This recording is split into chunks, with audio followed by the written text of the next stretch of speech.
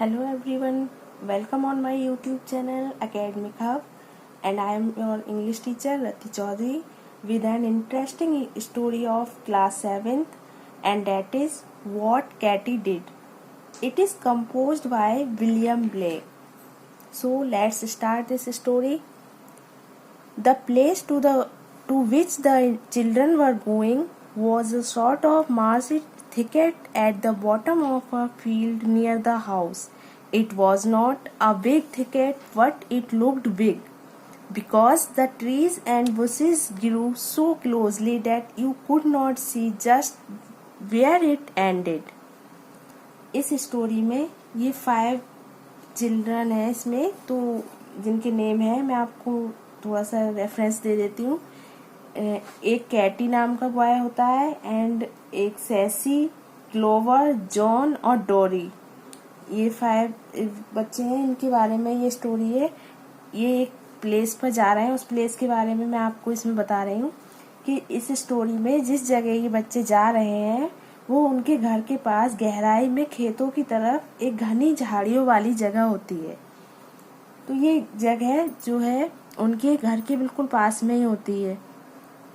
ये जगह इतनी भी गहरी नहीं होती है, लेकिन इसमें जो ट्रीज होते हैं और जो झाड़ियाँ होती हैं वो काफ़ी घनी होती है, इसलिए ये देखने में काफ़ी घनी लगती है क्योंकि वो पास पास है बहुत इसमें पेड़, इसलिए उनको घने दिखाई देती है। वो बहुत ज़्यादा घनी है, डेंस फॉरेस्ट है एकदम। In winter the ground was damp and boggy so that nobody went there except cows, but in summer the water dried away and then it was all fresh and green and full of delightful things, wild roses and sassafras and birds' nests.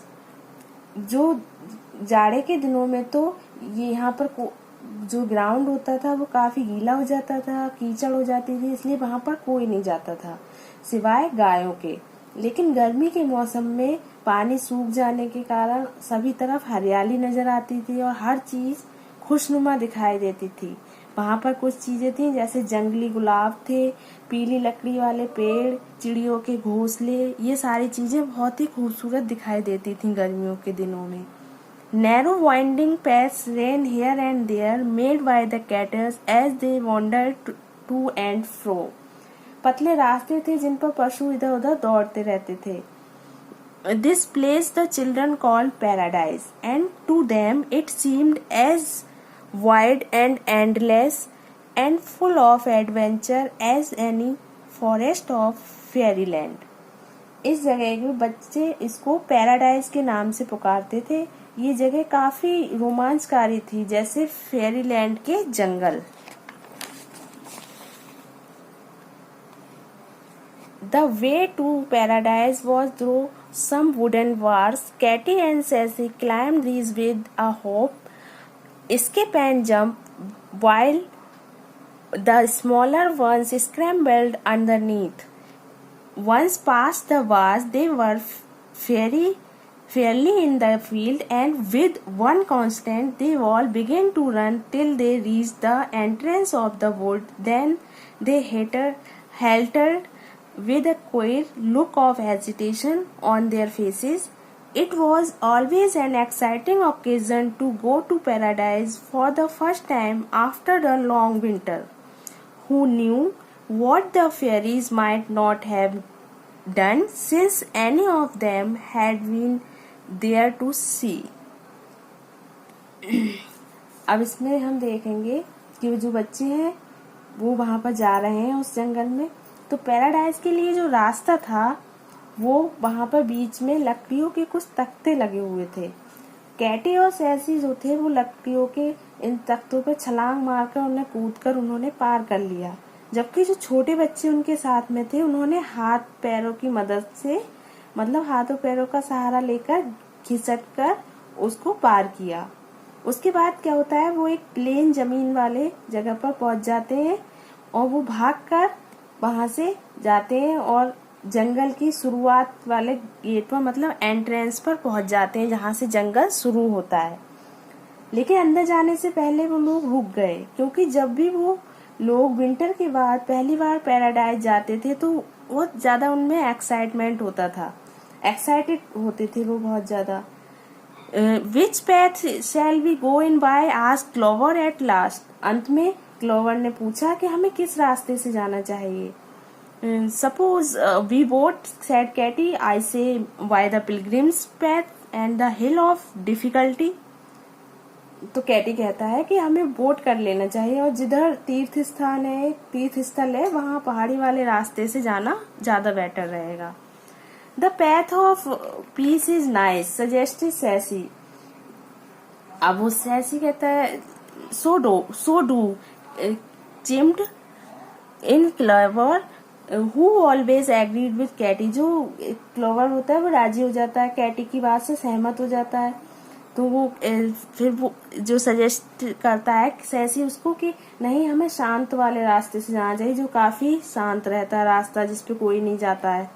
No we want to go by Sassafras path cried John and Dory. अब John और डोरी कहते हैं नहीं, हमें सैसाफ्रास वाले रास्ते से जाना चाहिए। वो चिल्लाए दोनों।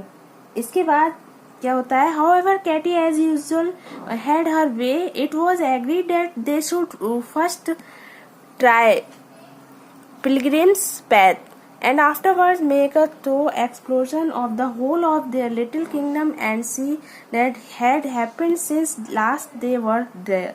So they marched, Katy and Sassy heading the procession and Dory with his great trailing bunch of bows bringing up the rear. उसके बाद क्या होता है कि ये सभी मिलकर डिसाइड करते हैं कि वो तीर्थ स्थल वाले रास्ते से ही जाएंगे। कैटी और सैसी जो है आगे मार्च करते हुए चलते हैं उनके हेड बनकर। Oh there is the dear Rosary all safe cried the children as they reached the top of the hill of difficulty and came upon a tall stump, out of the middle of which waved a wild rose bush waddled over the fresh green leaves. This rosary was a fascinating thing to their minds. They were always inventing stories about it and were in constant terror lest some hungry cow should take a fancy to the rose bush and eat it up. अब उन्हें क्या दिखता है, गुलाबों का बाग दिखता है, मतलब रोज गार्डन दिखता है। ओ ये गुलाबों का बाग है, ध्यान से बच्चे चिल्लाए। वे अब हिल के टॉप पर पहुंच चुके थे जहां पर बड़ी बड़ी ग्रीन लीव्स वाले रोजेस थे, जिनके बारे में उन बच्चों ने काफी स्टोरी सुन रखी थी। एक डरावनी स्टोरी भी थी उससे रिलेटेड कि एक भूखी गाय ने उन रोजेस वाली झाड़ियों को खा लिया था। ऐसी स्टोरी उन्होंने सुन रखी थी उसके बारे में। Yes, said Katy, stroking a leaf with her finger. It was a great danger one night last winter. What it escaped. तो अब वो कैटी कहता है पिछले जाड़ों की ही बात है, हाँ, लेकिन उसको छोड़ो, मतलब उस बात को यहीं छोड़ दीजिए और आगे चलिए, ऐसा वो कैटी कहता है। Oh how, tell us about it, cried the others, for Katy's stories were famous in the family. Oh कैसे, हमें इसके बारे में बताओ, जो और बच्चे थे वो चिल्लाए। जो कैटी थी वो कैटी था, कैटी की स्टोरीज उसकी फैमिली में काफी फेमस थी।